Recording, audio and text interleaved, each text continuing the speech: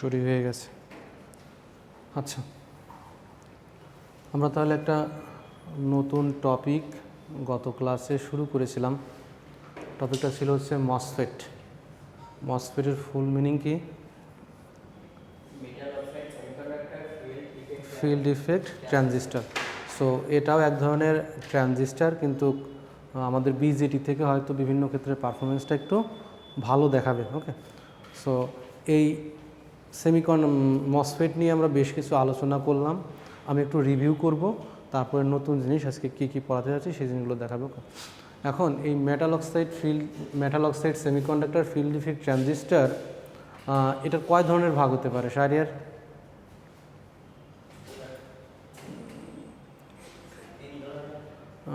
এটা দুই ধরনের ভাগ ছিল। একটা ছিল ডিপ্লেশন মোড মসফেট, আর হচ্ছে এনহ্যান্সমেন্ট মোড মসফেট। আচ্ছা, ডিপ্লেশন মোড মসফেট যেটা ছিল, এর বৈশিষ্ট্য কেমন ছিল? যে ডিপ্লেশন মোড হলে তার বৈশিষ্ট্য কেমন হবে? বদরুল, ডিপ্লেশন হলে এটা ছিল যে এটা নর্মালি অন থাকবে, গেটে একটা ভোল্টেজ দিয়ে তাকে অফ করতে হতো, সো ডিপ্লেট করে তাকে বন্ধ করতে হতো। আর এনহ্যান্সমেন্ট মোড ছিল হচ্ছে যে গেটে একটা ভোল্টেজ, নর্মালি সে অফ থাকবে, গেটে একটা ভোল্টেজ দিলে তাকে অন করা যাবে, তাই তো? সো এই দুই টাইপের ছিল। এরপরে বলছিলাম যে এই depletion and enhancement mode MOSFET, এদেরকে আবার দুই ভাগে ভাগ করা যায়। একটা ছিল এন টাইপ মসফেট, একটা ছিল পি টাইপ মসফেট, তাই তো? এখন এন টাইপ মসফেট বলতে তুমি কি বোঝো? যে এন টাইপ মসফেট কি? এন টাইপ মসফেট দুই পাশে বলতে ইঞ্জিনিয়ারিং ওয়ার্ড ইউজ করো। দুই পাশে বলতে কি বুঝতেছো তুমি? সোর্স অ্যান্ড ড্রেইন যদি আমার হয় এন টাইপের, তাহলে সেটাকে বলতেছি আমি এন টাইপ মসফেট। আর যদি সোর্স অ্যান্ড ড্রেইন যদি হয় পি টাইপের, তাহলে সেটা বলতেছি পি টাইপের মসফেট, তাই তো? এটাই তো ছিল। এখন এর আগে প্রিভিয়াসলি আমরা যখন শুরু করেছিলাম ইলেকট্রনিক্স, তখন আমরা কিভাবে এন টাইপ এবং পি টাইপ তৈরি করা যায় সেটা একটু ডিটেলসে পড়ালেখা করেছিলাম।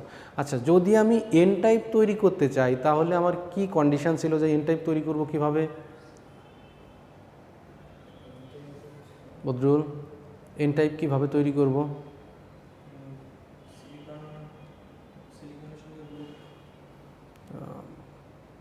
সিলিকন তো বুঝলাম যে আমি সেমিকন্ডাক্টরের কিছু মিশাবো। কি মিশাবো? গ্রুপ 3 এর মৌল কি বসালে এন টাইপ হবে? সো সিলিকনের সর্ববহিষ্ঠ স্তরের ইলেকট্রন সংখ্যা হচ্ছে 4, অর্থাৎ ভ্যালেন্স ইলেকট্রন হচ্ছে 4। সো একে যদি এন টাইপ করা মানে কি? এন টাইপ করা মানে হচ্ছে এক্সেস অফ ইলেকট্রন, অর্থাৎ নেগেটিভ চার্জের আধিক্য থাকলে সেটা হবে আমার এন টাইপ। তা এন টাইপ তৈরি করার জন্য আমরা বলছিলাম যে পঞ্চযোজী মৌল পেন্টাভ্যালেন্ট যেটা আছে, এটা গ্রুপ 5 এর মৌল। হ্যাঁ, সো গ্রুপ 5 এর তো ছিল আর্সেনিক ছিল। ওকে, সো আর্সেনিক দিয়ে আমরা ডোপিং করলে পারে আমি এক্সট্রা একটা ইলেকট্রন পাবো। এরকম মিলিয়নস অফ যদি অ্যাটম অ্যাড করি, তাহলে আমার ইলেকট্রনের সংখ্যা অনেক বেশি বৃদ্ধি পাবে। সো সেটা এন টাইপ হিসেবে কাজ করবে, তাই তো? আর পি টাইপের জন্য কী ছিল? গ্রুপ 3 এর এলিমেন্ট কীরকম? যেমন গ্রুপ 3 এর এলিমেন্ট কী ছিল? গ্যালিয়াম, ব্রোন, এই টাইপের মৌলগুলো, যে গ্রুপ 3 এর যে মৌলগুলো আছে সেগুলো যদি অ্যাড করতে পারি, তাহলে সেটা হয়ে যাবে মানে 3টা ট্রাইভ্যালেন্ট মৌলগুলো। ট্রাইভ্যালেন্ট মানে হচ্ছে বহিস্থ স্তরে 3টা ইলেকট্রন আছে, আর সিলিকনের ছিল 4টা ইলেকট্রন। সো আমি 3টার সাথে 4টার সঙ্গে 3টা বন্ড গঠন করে একটা ফ্রি থাকবে। সো সেখানে একটা এক্সট্রা ইলেকট্রন বন্ড গঠন করার সুযোগ ছিল। যেহেতু একটা ইলেকট্রন আসে নাই, সো সেটা একটা হোলের মতো কাজ করবে। সো পি টাইপ যেটা ছিল, এটা মূলত হচ্ছে হোলের কনসেপ্ট বহন করে, আর যেটা এন টাইপ ছিল, এটা মূলত হচ্ছে ইলেকট্রনের কনসেপ্ট বহন করে। ওকে, আর নর্মাল সিলিকনের ভিতরে যদি তুমি ম্যাটেরিয়ালগুলোর নাম বলো, তাহলে কীরকম ছিল? মানে নর্মাল সেমিকন্ডাক্টর ম্যাটেরিয়াল যেগুলো, কোনগুলোকে তুমি বলো সেমিকন্ডাক্টর? একটু কয়েকটা নাম বলো সেমিকন্ডাক্টিং ম্যাটেরিয়াল যে গ্রুপ 4 এর মৌল। নর্মালি খুব বেশি ইউজ হয় সিলিকন, খুব বেশি ইউজ হয় সিলিকন। তারপরে কি আছে? আর্সেনিক তো 5 এর মৌল।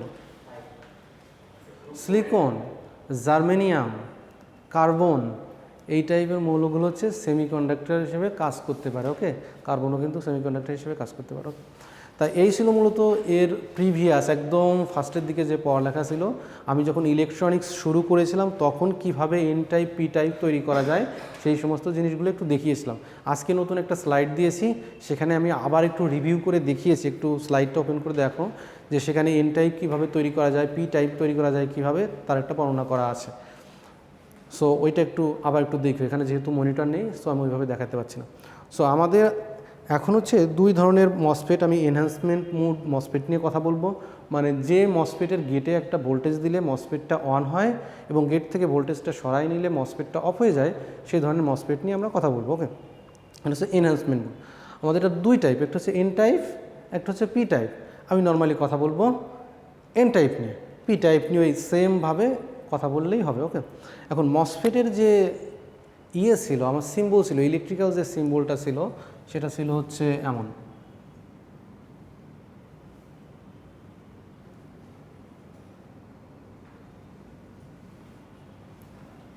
হ্যাঁ, এটা যদি ড্রেন বলো, এটা যদি সোর্স বলো, এদিকে মনে করো চিহ্নটা দেওয়া আছে, এটা হচ্ছে গেট। সো এই ধরনের মসফেট যদি দেখা যায় সেটা হচ্ছে N type MOSFET, N type, N type. আবার এই জিনিসটাকে যদি আমি একটু অন্যভাবে আঁকি সহজে বোঝানোর জন্য,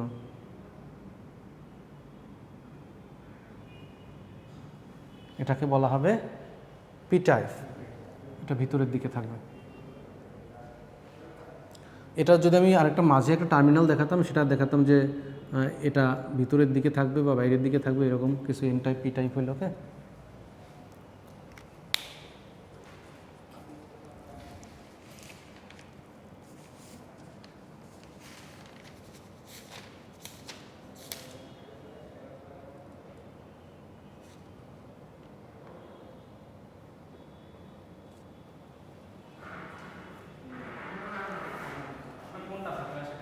এটা ইলেকট্রনিক্স অন 11:30 থেকে। সো সরি, এটা একটু ভুল হয়েছে। এটা যদি ভিতরের দিকে থাকে তাহলে এন টাইপ, এটা যদি বাইরের দিকে থাকে তাহলে পি টাইপ। সো আমি পি টাইপের মসফেট আঁকলে সাধারণত সাইডে একটা বাবলের মতো চিহ্ন দিয়েও দেখাতে পারি। সো যদি বাবলের মতো চিহ্ন থাকে তাহলে বুঝে নেবা এটা হচ্ছে পি টাইপের মসফেট। সো বাবলের মতো যদি চিহ্ন না থাকে, যদি এই ধরনের থাকে, তাহলে বলে দেবা এন টাইপের মসফেট।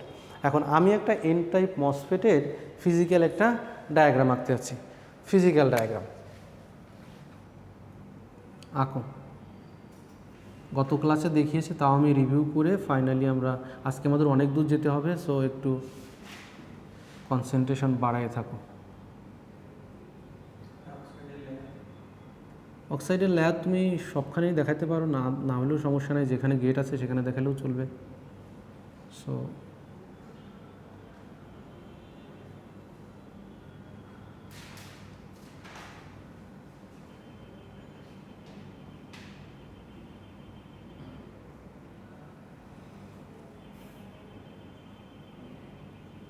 গেটের সাধারণত গেট ম্যাটেরিয়াল হিসেবে সাধারণত পলিসিলিকন ইউজ করে।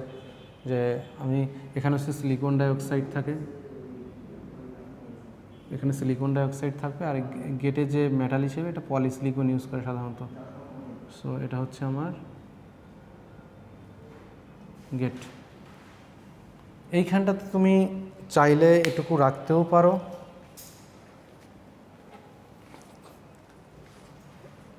চাইলে এই জায়গাতে অক্সাইড রাখতেও পারো, না রাখলেও ক্ষতি নেই। যেখানে গেট সেখানে অক্সাইড থাকলেই চলবে। ওকে, সো তুমি চাইলে এরকমও দেখাতে পারো,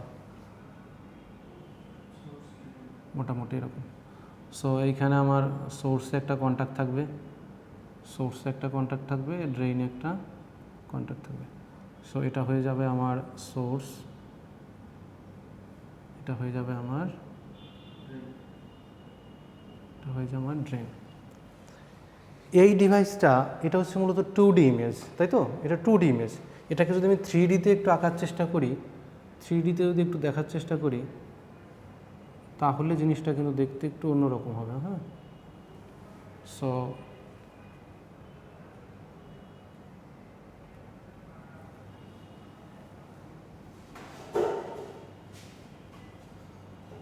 পিছনে একটা পার্ট থাকবে।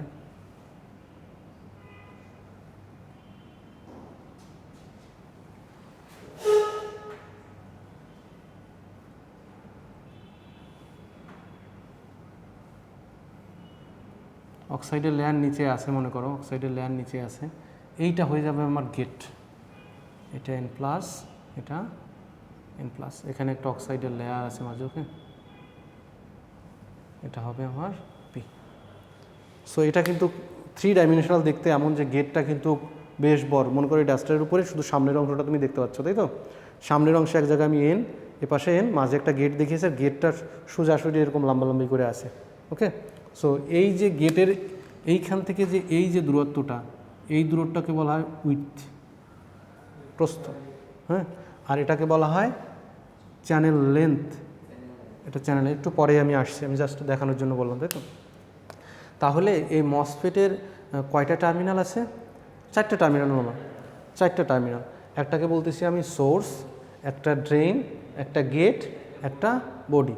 সো নর্মালি 4 টার্মিনাল ডিভাইস, এটা আমরা চিন্তা করতে পারি, কিন্তু অনেক সময় আমরা বডি টার্মিনালটাকে দেখাই না, এটাকে জাস্ট সোর্সের সঙ্গে শর্ট করা থাকে, ওকে। এর সোর্সের সঙ্গে শর্ট না করলে একটা অসুবিধা দেখা দিতে পারে। এখানেও একটা ডায়োড আছে, এখানে একটা ডায়োড আছে, এখান থেকে এই এন টাইপের ভিতরে একটা ডায়োড আছে, এখান থেকে এই এন টাইপের ভিতরে একটা ডায়োড আছে। সো আমি চাইবো এই মসফেটের বডি পি টাইপ যেন কখনোই হায়ার লেভেলের ভোল্টেজ না আসে, কারণ এখানের ভোল্টেজ বেশি হয়ে গেলে সোর্সের তুলনায় এটা কিন্তু বডি থেকে সোর্সের দিকে কারেন্ট ফ্লো করা শুরু করে দেবে। সো আমি চাইবো যাতে এই কন্ডিশনটা না আসে, তার জন্য আমি কি করব, এই বডিকে সবসময় গ্রাউন্ড করে রাখবো, আবার সোর্সও যদি গ্রাউন্ড করি তাহলে বডি এবং সোর্স একসাথে জয়েন করে দিয়ে গ্রাউন্ড করে দেবো, ওকে। সোর্সেও যাবে না, গ্রাউন্ড, মানে এটা হচ্ছে ড্রেন টু সোর্সে যাবে, বডিতে কোনো কারেন্ট আসবে না, বুঝতে পারছো? মানে এদিক বডি থেকে সোর্সের দিকে কোনো কারেন্ট যাতে না যায় সেই সিস্টেম আমাকে করতে হবে। ডাইরেক্ট ড্রেন থেকে সোর্সে যাবে, মানে লিকেজ হয়ে না যাবে, বুঝতে পারলে? তো এদিক থেকে এদিকে কারেন্টটা যাতে কোনোভাবেই না ফ্লো করতে পারে, তার জন্য এটাকে সবসময় আমার রিভার্স বায়াস করে রাখতে হবে, যাতে কোনোভাবেই এই ভোল্টেজটা বেশি না চলে আসে সোর্সের তুলনায় বা ড্রেনের তুলনায় বেশি আসলে এই ডায়োডটা অন, আবার এই ডায়োডটা অন হয়ে যাবে, বুঝতে পারলে? এর জন্য আমার বডিকে গ্রাউন্ড করতে হবে, ওকে। এখন এটা তো দেখতে একটা ফিজিক্যাল ডিভাইসটা দেখতে এমন হলো, ওকে। এখন এই ডিভাইসটা কাজ করবে কিভাবে? এই ডিভাইসটা কাজ করার জন্য আমি বলছিলাম যে এটা হচ্ছে গেট মানে হচ্ছে যেটা দিয়ে কোনো কিছু কন্ট্রোল করা যায়, তাই তো? যেটা দিয়ে কোনো কিছু কন্ট্রোল করা যায়, এটা একটা বেজের মতো। বেজে কারেন্ট কন্ট্রোল করতাম। ট্রানজিস্টারের একটা বেজ ছিল, এখানে আছে একটা গেট, ওটার নাম হচ্ছে বেজ, এটার নাম হচ্ছে গেট। ট্রানজিস্টারের গেটে আমি কারেন্ট দিয়ে কালেক্টরের কারেন্টটাকে কন্ট্রোল করতাম। সো ট্রানজিস্টারে কিন্তু গেটে অবশ্যই একটা কারেন্ট থাকতো, কিন্তু এই মসফেটের ক্ষেত্রে গেটে যেহেতু একটা অক্সাইড আছে, সো গেট দিয়ে কোনো কারেন্ট পাস করবে না। যদি কারেন্ট না পাস করে গেটে একটা ভোল্টেজ দিলেই কাজ হবে। সো এই জন্য আমি ট্রানজিস্টারকে বলছিলাম যে বিজেটিকে বলছিলাম যে আমি কারেন্ট কন্ট্রোল ডিভাইস, আর মসফেটকে আমি বলতেছি ভোল্টেজ কন্ট্রোল ডিভাইস। মানে ভোল্টেজ দিয়েই গেটটা কন্ট্রোল করা যাচ্ছে, আর ওর বেসটা কন্ট্রোল করতে হচ্ছিল কারেন্ট দিয়ে কালেক্টরের কারেন্ট কন্ট্রোল করি, আর এখানে হচ্ছে গেটের ভোল্টেজ দিয়ে ড্রেন কারেন্ট কন্ট্রোল করি। এই দুটার ভিতর জাস্ট এতটুকুই পার্থক্য। আর মসফেটের গেটে যে রেজিস্ট্যান্স আছে অনেক বেশি, ইনফিনিটি বলতে পারো, যেহেতু এটা হচ্ছে আমার অক্সাইড, সো এর ভিতরে কোনো কারেন্ট পাস হবে না। কোথা দিয়ে কারেন্ট পাস হবে না? যার রেজিস্ট্যান্স হচ্ছে ইনফিনিটি, তার ভিতর দিয়ে কারেন্ট কোনো পাস হবে না। কিন্তু ট্রানজিস্টারের ভিতরে একটা পার্থক্য আছে, ট্রানজিস্টারের গেটে কারেন্ট যায়, সো ট্রানজিস্টারের ইনপুট রেজিস্ট্যান্স অনেক কম আমার মসফেটের ইনপুট রেজিস্ট্যান্সের তুলনায়। বোঝা গেল?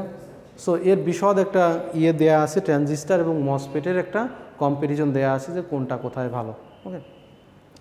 এখন এই মসফেটটা কাজ করার জন্য প্রথমে 2 ধাপে আমি একটু দেখিয়েছিলাম, যে প্রথম কন্ডিশন আমি বলছিলাম যে সোর্স এবং ড্রেন এই দুইটাকে আমার কানেকশানে আনতে হবে এই গেট দিয়ে কন্ট্রোল করে, তাই তো?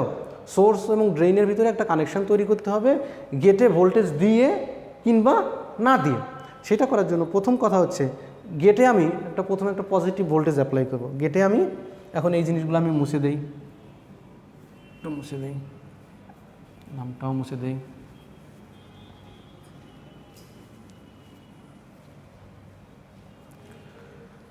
আমি কি করছিলাম যে আমি এই ড্রেনটাকে গ্রাউন্ড করে দিব, এই সোর্সটাকে গ্রাউন্ড করে দিব, গেটে শুধু একটা ভিজিএস পজিটিভ একটা ভোল্টেজ আমি অ্যাপ্লাই করব। গেটে যখন একটা পজিটিভ ভোল্টেজ অ্যাপ্লাই করব তার আগে একটু জেনে নেই, যদি গেটে কোনো ভোল্টেজ অ্যাপ্লাই না করি, এইটাকে জেনে নেই, মনে করো ভিজিএস 0, ভিজিএস 0, আমি কি করলাম সোর্স টু ড্রেইনে একটা ভোল্টেজ অ্যাপ্লাই করলাম ভিডিএস সামথিং, বড় কোনো কিছু একটা অ্যাপ্লাই করলাম, গেট টু সোর্সে একটা ভোল্টেজ অ্যাপ্লাই করলাম, তখন আমার গেটে একটা ভোল্টেজ ছিল 0। যেহেতু গেটে ভোল্টেজ 0 সেহেতু এখানে কোনো চ্যানেল হওয়ার কি সম্ভাবনা আছে? যেহেতু গেটে কোনো কিছুই নেই, এই যে ফাঁকা জায়গাটা ছিল এই ফাঁকা জায়গাতে কোনো চ্যানেল ক্রিয়েট হবে না। যদি কোনো চ্যানেল ক্রিয়েট না হয় তাহলে এই ভিডিএস যত বড়ই দেই না কেন এখান দিয়ে কোনো কারেন্ট পাস করবে না, মানে এদিকে এই ড্রেন থেকে সোর্সে কোনো কারেন্ট আসতে পারবে না, কারণ এখানে চলার কোনো পথই নেই। এখানে যদি একটা কন্ডাক্টিং পাথ থাকতো তাহলেই সে চলতে পারত। যেহেতু গেটে কোনো ভোল্টেজ নেই, এটা এবং এনহ্যান্সমেন্ট মোড মসফেট, এটা কিন্তু আমি বলছি এনহ্যান্সমেন্ট মোড, অর্থাৎ যে মসফেটের ক্ষেত্রে গেটে একটা ভোল্টেজ দিলে মসফেটটা অন হয় সেটা হচ্ছে এনহ্যান্সমেন্ট মোড মসফেট। যেহেতু এটা এনহ্যান্সমেন্ট মোড মসফেট সেহেতু গেট টু সোর্স ভোল্টেজটা আমি 0 দিয়েছি, সো এখানে কোনো চ্যানেল ক্রিয়েট হবে না। যেহেতু কোনো চ্যানেল ক্রিয়েট হচ্ছে না সেহেতু ড্রেন টু সোর্সে কোনো কারেন্টই ফ্লো করবে না।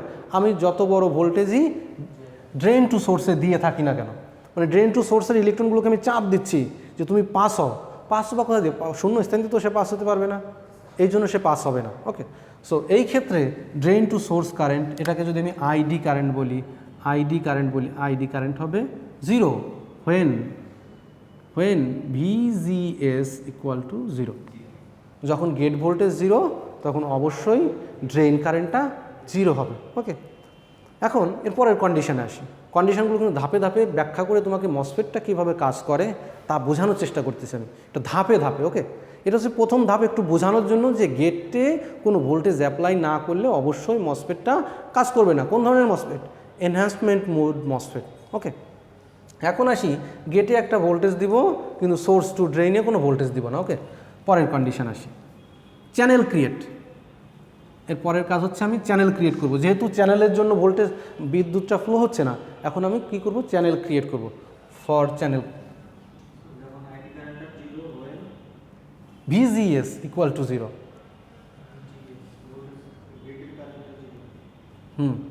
গেটের কারেন্ট তো সবসময় 0, গেটের ভোল্টেজ 0। মসফেটের গেটে কখনোই কারেন্ট থাকবে না, কারেন্ট থাকবে সেটা অনেক ছোট, মানে ওইটা কোনো গোনার ভিতরে আসবে না। যেহেতু একটা ইনসুলেটর আছে, গেটে কারেন্ট আসবে কোথায়? গেটের কারেন্ট নর্মালি 0। ওকে, বেজে তো কারেন্ট থাকবেই, গেটে এখানে কারেন্ট থাকবেই না, যেহেতু একটা ইনসুলেটর আছে। যদি এই একটা মনে করো যে একটা রাবার দেয়া আছে, তুমি মনে করো একটা রাবার দিয়ে একটা তারকে ধরছো, তোমাকে শক করবে? শক করবে না তো, কারণ হচ্ছে রাবার হচ্ছে ইনসুলেটর, ও যদি কারেন্ট আসবে। সো মসফেটের গেটেও এরকম একটা ইনসুলেটর দেয়া আছে, তুমি যতই ভোল্টেজ অ্যাপ্লাই করো না কেন গেট দিয়ে কোনো কারেন্ট যাবে না। ওকে, কোন কন্ডিশনে কারেন্টটা যাবে? যখন ওই রাবারটা ভেঙে নষ্ট হয়ে যাবে। অর্থাৎ ডাইইলেকট্রিকের একটা তো ভোল্টেজের সহনশীলতা আছে যে আমি এত ভোল্ট পর্যন্ত সহ্য করতে পারি, তাই না? মনে হয় একটা রাবারের প্লাস্টিক আমি মনে করো একটা তারের উপর দিয়ে দিয়েছি, এখন ওই তার মনে করো যে 200 ভোল্ট সহ্য করতে পারে, মানে ওই রাবারটা 200 ভোল্ট পর্যন্ত সে নিতে পারবে। 200 ভোল্টের উপরে গেলে রাবারটা ব্রেকডাউন হয়ে যাবে। এখন তুমি 400 ভোল্ট যদি দিয়ে বলো যে আমার গেট দিয়ে কোনো কারেন্ট যাবে না, কথা তো তখন সত্য হবে না, কারণ ওই রাবারের যে ব্রেকডাউন ভোল্টেজ ছিল 200, বেশি দিয়েছো, এখন কিন্তু কারেন্ট যাবে। সো এখন রাবারটা ধরলেও তুমি শক খাবে। সো কন্ডিশন হচ্ছে নর্মাল কন্ডিশনে রাবারের ভিতর দিয়ে কোনো কারেন্ট যাওয়ার কথা না। কোন নর্মাল? অপারেটিং নর্মাল কন্ডিশনের জন্য। ওকে, আচ্ছা, এখন আমি চ্যানেল ক্রিয়েট করতে চাচ্ছি। চ্যানেল ক্রিয়েট করার জন্য আমি কি করব? নর্মালি এখানে গ্রাউন্ড করে রাখবো, এই দুইটাকে গ্রাউন্ড করে রাখলাম, VGS সামথিং দিলাম, VGS কিছু একটা ভোল্টেজ দিলাম, VGS greater than 0, VGS greater than 0। এখন যখন VGS গ্রেটার দেন 0 তখন চিন্তা করো এখানে যদি পজিটিভ ভোল্টেজ আমি অ্যাপ্লাই করি, পজিটিভ ভোল্টেজ অ্যাপ্লাই করলে আমার এখানে পজিটিভ চার্জগুলো এসে জমা হবে, আর এটা যেহেতু পি টাইপের, সো এর ভিতরে হোল আছে। সো এই পজিটিভ চার্জগুলো একটা ইলেকট্রিক ফিল্ড তৈরি করবে, যে এই ডাইইলেকট্রিকের ভিতর দিয়ে পাস হয়ে এই হোলগুলোকে রিফিল করবে। সো এখানে পজিটিভ চার্জ আসলে এখান থেকে যে পজিটিভ চার্জগুলো থাকবে সেই চার্জগুলো নিচের দিকে ডিপ্লেট হয়ে যাবে, নিচের দিকে সরে যাবে। সো এখান থেকে পজিটিভ চার্জগুলো সরে গিয়ে শুধুমাত্র এখানে নেগেটিভ চার্জগুলো থাকবে। সো আমি অল্প একটু ভোল্টেজ অ্যাপ্লাই করলাম, পজিটিভ চার্জ সরে যাওয়ার জন্য এখানে নেগেটিভ চার্জ জমা হয়ে গেল। সো একইভাবে ভোল্টেজটা আরও একটু বড় করলাম, ভোল্টেজটা আরও একটু বড় করলে চ্যানেলটা এই নেগেটিভ চার্জের পরিমাণ আরও বাড়বে, আরও বড় করলে নেগেটিভ চার্জের পরিমাণ আরও বাড়বে। ওকে, এখন পজিটিভ ভোল্টেজ অ্যাপ্লাই করার দরুন এখানে যেহেতু পজিটিভ চার্জ আছে, সে এই পি টাইপের ভিতর থেকে হোলগুলোকে ডিপ্লেট করে নিচের দিকে সরাই দেবে, নিচের দিকে নিয়ে আসবে। নিচের দিকে নিয়ে আসলে উপরে শুধু ইলেকট্রনের একটা চ্যানেল তৈরি হবে, ইলেকট্রনের একটা চ্যানেল তৈরি হবে। এই ইলেকট্রনগুলোর যে চ্যানেল, এই যে নেগেটিভ চার্জের যে চ্যানেলটা, এটা হচ্ছে একদম ডিপ্লেট হয়ে গেছে, এগুলো মুভিং চার্জ না। এখন এখানে যেহেতু পজিটিভ চার্জ আছে সেহেতু এখানেও তো নেগেটিভ চার্জ আছে। এই ইলেকট্রন এই ডিপ্লেশন রিজনের ভিতরে এখান থেকে কিছু ইলেকট্রন এদিকে চলে আসবে, এখান থেকে কিছু ইলেকট্রন এদিকে চলে আসবে। সো এই ইলেকট্রন তো মুভিং ইলেকট্রন, এইগুলো না মুভ করতে পারে, কিন্তু এখান থেকে যে ইলেকট্রনগুলো যাবে চ্যানেলের ভিতরে সেগুলো তো মুভ করতে পারবে। সো এইখানে একটা মুভিং ইলেকট্রনের একটা চ্যানেল তৈরি হয়ে যাবে। যেহেতু মুভিং ইলেকট্রনের একটা চ্যানেল তৈরি হয়ে যাচ্ছে, যেহেতু এখানে হোল নেই, সো এখান দিয়ে কারেন্ট সহজেই ফ্লো করতে পারবে। এখন ড্রেন টু সোর্সে আমি ভোল্টেজ রেখেছি 0, যেহেতু ভোল্টেজ 0 রেখেছি সেহেতু এখান দিয়ে কোনো কারেন্ট এখন নর্মালি ফ্লো করবে না, কারণ ভোল্টেজ নেই, ফ্লো করবে কি? এখন জাস্ট শুধু চ্যানেলটা ক্রিয়েট হয়েছে, কারেন্ট চলাচলের জন্য যে উপযুক্ত পথ হওয়া দরকার সেই পথটা আমরা এখন তৈরি করে ফেলছি। গেটে যখনই একটা ভোল্টেজ অ্যাপ্লাই করব তখন গেটের নিচে নেগেটিভ একটা ইলেকট্রনের চ্যানেল তৈরি হয়ে যাবে। কেন? এই যে পজিটিভ চার্জ হোলগুলোকে নিচের দিকে সরাই দিবে, সো এখানে আস্তে আস্তে ইলেকট্রনগুলো জমা হবে, ইলেকট্রনগুলো জমা হয়ে একটা চ্যানেল তৈরি করে ফেলবে। ওকে, এখন খেয়াল করো যে গেট টু সোর্স যে ভোল্টেজ, আবার gate to drain same voltage, যেহেতু দুইটা আমি গ্রাউন্ড করে রেখেছি, এটাও গ্রাউন্ড, সোর্সও গ্রাউন্ড। সো গেট টু সোর্স এবং গেট টু ড্রেন ভোল্টেজ দুই পাশেই সমান, যার জন্য এই চ্যানেলের থিকনেস সব জায়গাতে সমান থাকবে। এইটুকু তো আগের ক্লাসেও বলেছি আমি। ওকে, যেহেতু সব জায়গাতেই সমান আছে, এর ইফেক্টটা পরবর্তীতে গিয়ে পাওয়া যাবে। এখন কাজ হচ্ছে আমি তো চ্যানেল কীভাবে তৈরি করতে হয় সেটা আমি বুঝতে পারলাম, যে এই মসফেটটা অন করার জন্য কি কাজ করতে হবে। ওকে, এখন এই ভিজিএস কতটুকু দিলে এই চ্যানেলটা নর্মালি ক্রিয়েট হবে তার একটা কন্ডিশন আছে। নর্মালি যতটুকু ভোল্টেজ অ্যাপ্লাই করলে শুধুমাত্র চ্যানেলটা ক্রিয়েট হয় সেই ভোল্টেজটাকে বলছিলাম আমি কি voltage, Badrul? Threshold voltage. So VGS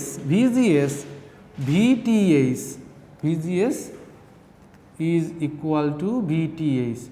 যদি VGS VTH এর সমান হয়, মানে VTH মানে সামথিং কোনো ভোল্টেজ, মনে করো নর্মালি একটা মসফেটের গেটে যদি 0.5 থেকে 1 ভোল্ট তুমি অ্যাপ্লাই করো, মানে নর্মালি রেঞ্জটা হয়, আমি এটা তৈরি করার সাথে সম্পর্ক থাকে। এমনভাবে কিছু তো 0.5-এর জন্য তৈরি করা হয়, কিছু জন্য 1 ভোল্টের জন্য তৈরি করা হয়। এটা 0.5 থেকে 1 ভোল্ট পর্যন্ত মোটামুটি হতে পারে। সো আমার যদি কোনো কারণে গেটে আমি 0.5 ভোল্ট অ্যাপ্লাই করি, তখন কারেন্ট চলাচলের জন্য উপযুক্ত যে পথটা হওয়া দরকার তা তৈরি হয়ে যাবে, আর সেই ভোল্টেজটাকে আমি বলতেছি থ্রেশহোল্ড ভোল্টেজ। নর্মালি পথটা তৈরি করার জন্য মিনিমাম যে ভোল্টেজটা দিতে হবে সেটা হচ্ছে থ্রেশহোল্ড ভোল্টেজ। এখন 0.5 ভোল্টের নিচে যদি 0.3 ভোল্ট 0.2 ভোল্ট দাও, তাহলে কি আমার কারেন্ট চলাচলের জন্য উপযুক্ত পথ তৈরি হবে না? সো সেটা আমার থ্রেশহোল্ড ভোল্টেজের কম, সো মসফেটটা তাকে অন করতে পারবে না। সো নর্মালি অতটুকু ভোল্টেজ আমাকে দিতেই হবে। ওকে, তো এখন এই গেটে কতটুকু ভোল্টেজ দিতে হবে সেটুকু আমি শিখলাম। এই থ্রেশহোল্ড ভোল্টেজ থেকে যত বেশি ভোল্টেজ দিব সেটাকে বলবো আমি overdrive voltage. So VGS VTH something x, এটাকে বলবো আমি ওভারড্রাইভ ভোল্টেজ। মানে VTH-এর উপরে যা দেবো সেটাই হবে আমার ওভারড্রাইভ ভোল্টেজ, মানে মসফেটটাকে রান করানোর জন্য ভোল্টেজ। ওকে, ওভারড্রাইভ ভোল্টেজ।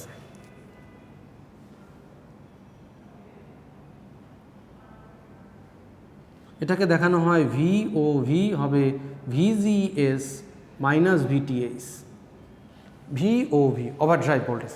ওকে, এখন চ্যানেল কিভাবে তৈরি করতে হবে সেটা আমি শিখলাম। এখন আমি দেখতে যাচ্ছি যে চ্যানেল তো তৈরি করে ফেললাম, এখন যদি সোর্স টু ড্রেইনে একটা ভোল্টেজ অ্যাপ্লাই করি তাহলে কি হয়। ওকে, আচ্ছা এটা কি ধরনের মসফেট, এটা কি টাইপের মসফেট, এটা কি টাইপের মসফেট, এন টাইপের মসফেট। ওকে, মনে থাকলে ভালো। না, আমি কি করব, এটাকে রিড্র করবো এখন।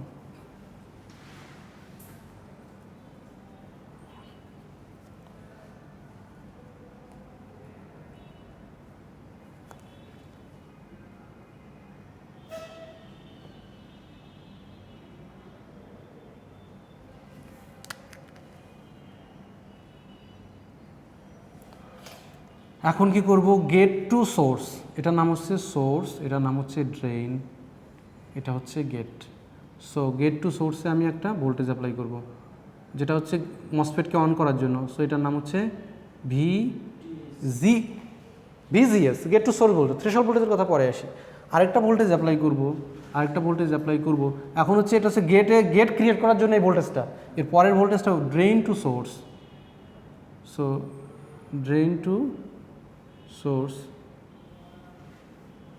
ভিডিএস, এটা হচ্ছে ড্রেন থেকে সোর্সে কারেন্ট আনার জন্য যে ভোল্টেজটা, ড্রেন টু সোর্স ভোল্টেজ। ওকে, আর আমি কি করব, এখন এই বডি এবং সোর্সকে গ্রাউন্ড করে দিব, দুইটা মিলাইয়ে গ্রাউন্ড করে দিলাম। ওকে, সো বডিও গ্রাউন্ড করা, সোর্সও গ্রাউন্ড করা। এখন কি হবে, এখন নর্মালি আমি ধরে নেই এই ভিজিএসটা বেশ বড় দেয়া আছে, ভিজিএস গ্রেটার দেন ভিডিএস, মানে ভিডিএস থেকে ভিজিএসটা অনেক বড় দেয়া আছে। আর আমি ধরে নিলাম ভিডিএসটা সামথিং মিলিভোল্ট রেঞ্জে অ্যাপ্লাই করা আছে, খুব কম ভোল্ট অ্যাপ্লাই করা আছে ভিডিএস। আর আমি কি করেছি, গেট ভোল্টেজ ভিডিএস থেকে অনেক বড় দিয়েছি, মানে গেট ভোল্টেজ হচ্ছে থ্রেশহোল্ড ভোল্টেজ থেকেও বড় দিছি। আচ্ছা, ভিডিএস সামথিং ভিটিএস মানে ভিটিএস তো দিছি, তার উপরেও ভিডিএসের থেকে বড় দিয়েছি। ওকে, এখন কি ঘটনা ঘটবে, আমি গেটে একটা ভোল্টেজ দিয়েছি থ্রেশহোল্ড ভোল্টেজ থেকে বড়, আবার ড্রেইন টু সোর্সে একটা ভোল্টেজ অ্যাপ্লাই করেছি।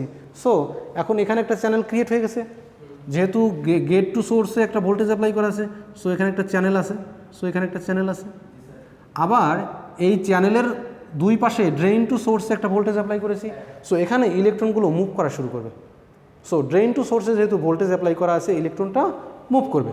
সো এখন যদি আইডি কারেন্টের একটা আমি দেখতে চাই যে ড্রেইন ভোল্টেজের সাথে আইডি কারেন্টের ইকুয়েশনটা কেমন, ওকে, সেটা একটু দেখার চেষ্টা করি।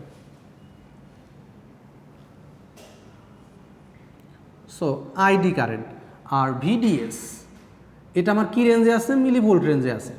আর ভিজিএস হচ্ছে ভোল্ট রেঞ্জে, মানে 0.5 থেকে বা 1 ভোল্টের থেকে বেশি আছে। প্রথম ক্ষেত্রে চিন্তা করো, যেহেতু গেট টু সোর্স এই দুইটার ভিতরে পার্থক্য হচ্ছে ভোল্ট রেঞ্জের, আমি এখানে স্পেসিফিক বলে দিই। মনে করো গেট টু সোর্সের এই ভোল্টেজটা আমি দিয়েছি 5 ভোল্ট, ধরে নাও 5 ভোল্ট দিয়েছি। আর এই ড্রেইন টু সোর্স এই ভোল্টেজটা মনে করো 10 মিলিভোল্ট অ্যাপ্লাই করেছি, মনে করো 10 মিলিভোল্ট অ্যাপ্লাই করেছি। ওকে, তাহলে গেট টু সোর্সের ভিতরে এখন ভোল্টেজের পার্থক্য হচ্ছে 5 ভোল্ট, যেহেতু সোর্স গ্রাউন্ড করে দেওয়া আছে, গ্রাউন্ডের ভোল্টেজ 0 আর গেটের ভোল্টেজ 5। সো গেট টু সোর্সের ভোল্টেজ হচ্ছে 5 ভোল্ট। আর চিন্তা করো গেট টু ড্রেইনের ভোল্টেজের পার্থক্য কত, এখানে হচ্ছে 10 মিলিভোল্ট, 5 মাইনাস 10 মিলিভোল্ট, তাই তো? সো 5 মাইনাস 10 মিলিভোল্ট করলে সেটা 5-এর কাছাকাছি থাকবে, তাই না? সো এই যে চ্যানেলটা এখানে তৈরি হবে, এই চ্যানেলটা মোটামুটি সব জায়গাতেই সমান থাকবে। কারণ হচ্ছে গেট টু সোর্সের যে ভোল্টেজের পার্থক্য আর গেট টু ড্রেইনের যে ভোল্টেজের পার্থক্য মোটামুটি সমান। সো চ্যানেলটা সব জায়গায় সমান থাকবে। সো আইডি কারেন্টটা মোটামুটি কী হবে, যদি গেট ভোল্টেজ থাকে আইডি কারেন্টটা বাড়তে থাকবে। সো এইটা আমি ধরে নিই ভিজিএস হবে ভিটিএইচ প্লাস 0.5 ভোল্ট, বা এখানে ভিজিএস হবে ভিটিএইচ প্লাস 1 ভোল্ট, ভিজিএস হবে ভিটিএইচ প্লাস 2 ভোল্ট, এরকম সামথিং। হ্যাঁ, সো আমি কি করেছি, আমি এই ইকুয়েশনটা লিনিয়ার দেখাচ্ছি। কেন লিনিয়ার দেখাচ্ছি, আমি দেখতে পাচ্ছি এখানকার চ্যানেলটার থিকনেস, চ্যানেলের রেজিস্ট্যান্স অনেক কম। চ্যানেলের রেজিস্ট্যান্স যেহেতু অনেক কম,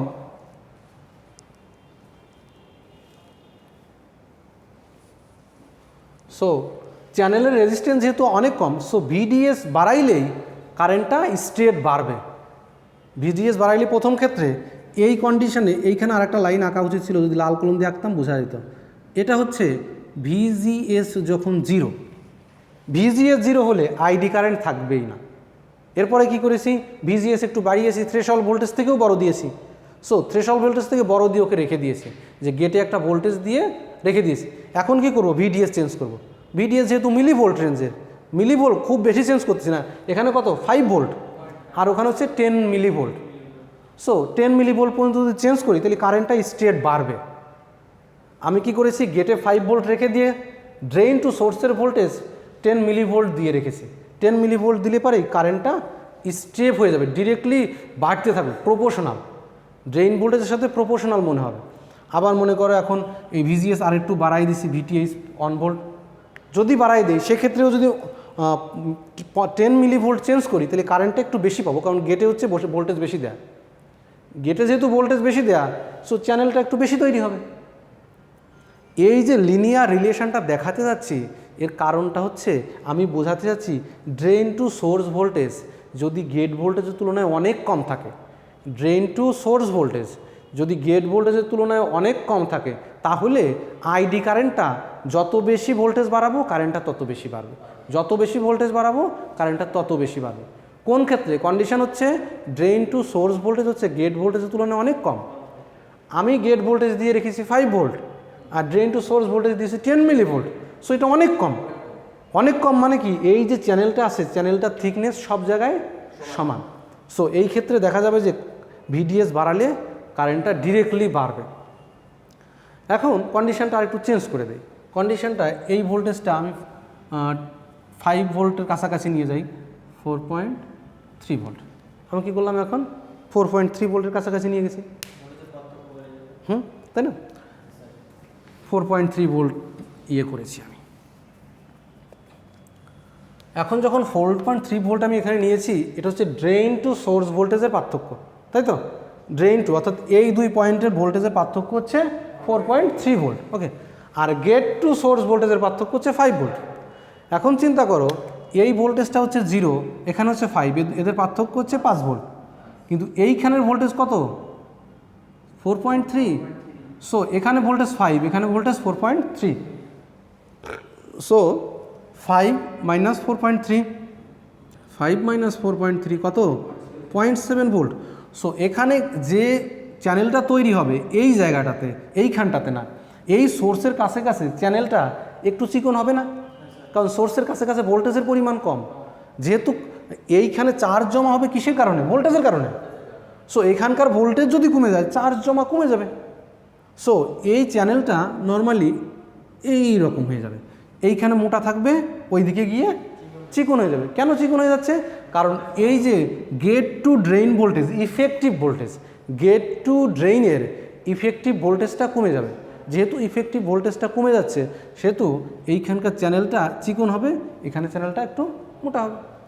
সো এই যদি কন্ডিশন হয়, তাহলে আমি এখন কথা আসবে যে কারেন্টটা তাহলে ড্রেন ভোল্টেজ বাড়ালে আজীবন বাড়তে থাকবে না। ড্রেন ভোল্টেজ বাড়ালে বাড়তো যদি চ্যানেলটা সব জায়গায় সমান থাকতো। চ্যানেলের রেজিস্ট্যান্স, এইখানে যে পরিমাণ রেজিস্ট্যান্স আছে, এইখানে যে পরিমাণ রেজিস্ট্যান্স আছে, তার রেজিস্ট্যান্স এই জায়গা বেশি। যেহেতু রেজিস্ট্যান্স বেশি হয়ে যাচ্ছে, সোর্স টু ড্রেইনের রেজিস্ট্যান্স বেশি হয়ে যাচ্ছে, সো কারেন্টটা আলটিমেটলি আজীবন বাড়বে না। তুমি ভোল্টেজ বাড়াও, এখানকার রেজিস্ট্যান্স বাড়বে, কারেন্টও কমে যাবে। ভোল্টেজ বাড়াও, রেজিস্ট্যান্স বাড়বে, সো কারেন্ট কমতে থাকবে।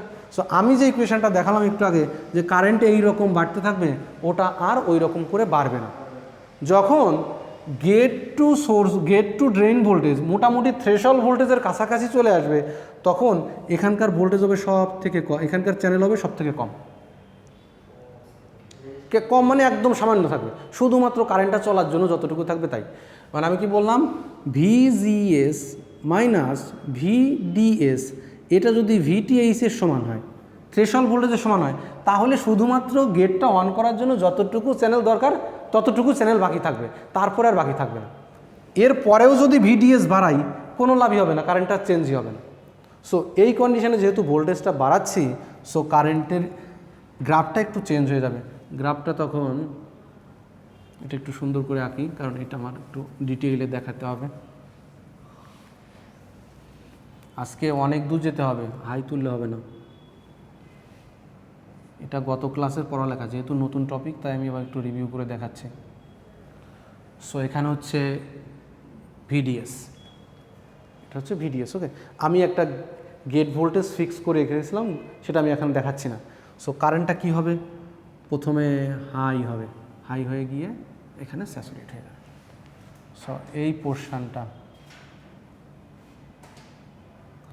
এটাকে বলছে ভিডিএস স্যাট, স্যাচুরেশন, ভিডিএস স্যাচুরেশন। এটা কত সমান হবে, ভিজিএস মাইনাস ভিটিএস স্যাচুরেশন। এই অংশটুকুকে বলা হবে ট্রায়োড। লেখো, আঁকো,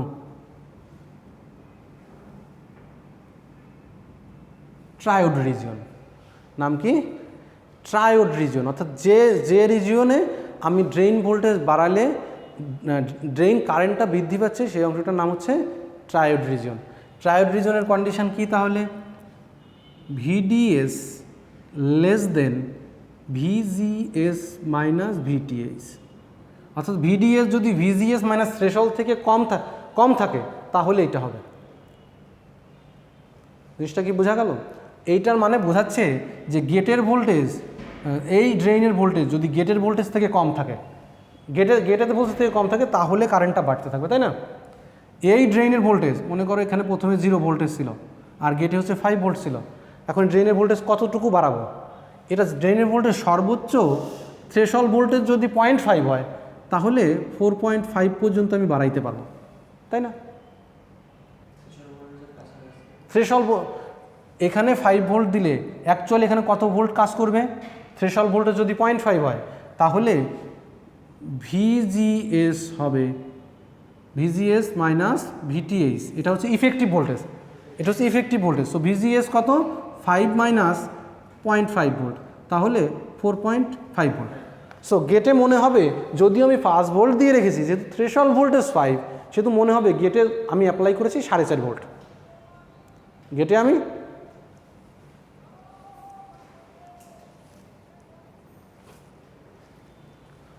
গেটে মনে হবে আমি 4.5 ভোল্ট অ্যাপ্লাই করে রেখেছি।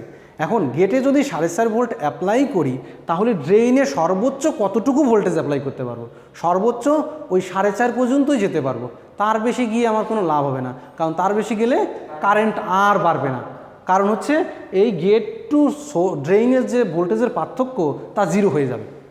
যেহেতু 0 হয়ে যাবে, সো এখানে কোনো চ্যানেলই থাকবে না। আর চ্যানেল সামান্য যদি থাকে, তাহলে কারেন্টটা স্যাচুরেট হয়ে যাবে। এই জন্য এখানে কারেন্ট স্যাচুরেট হয়ে গেলে এই অংশটার নাম হচ্ছে স্যাচুরেশন রিজিয়ন।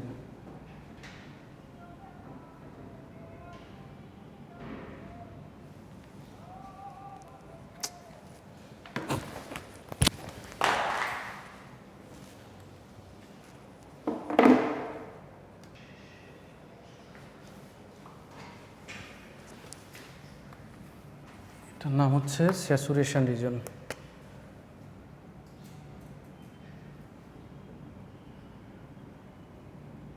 এই স্যাচুরেশন রিজিয়নে তাহলে কন্ডিশন এখন কি হবে, স্যাচুরেশন রিজিয়নের কন্ডিশন এখন কি হবে তাহলে, VDS greater than VGS minus VTS.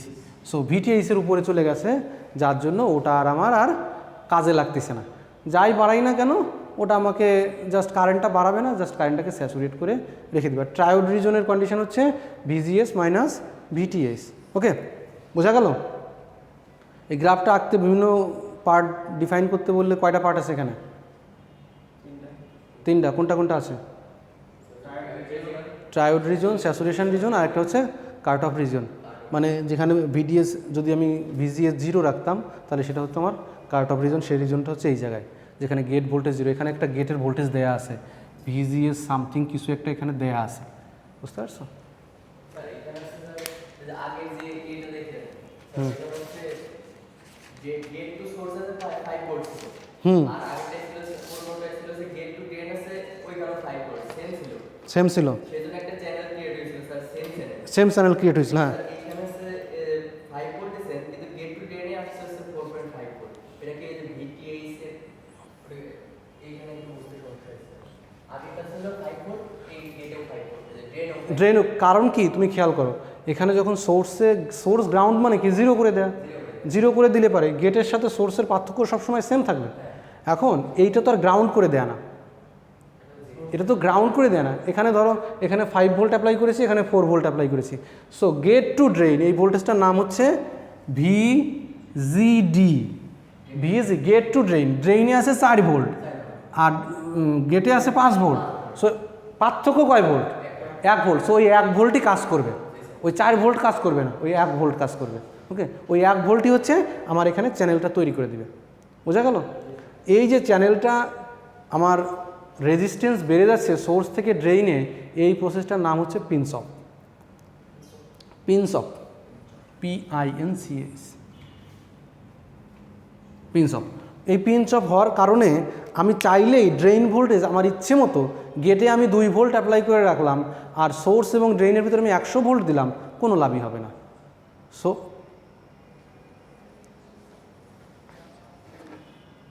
হ্যাঁ শাহজাহান,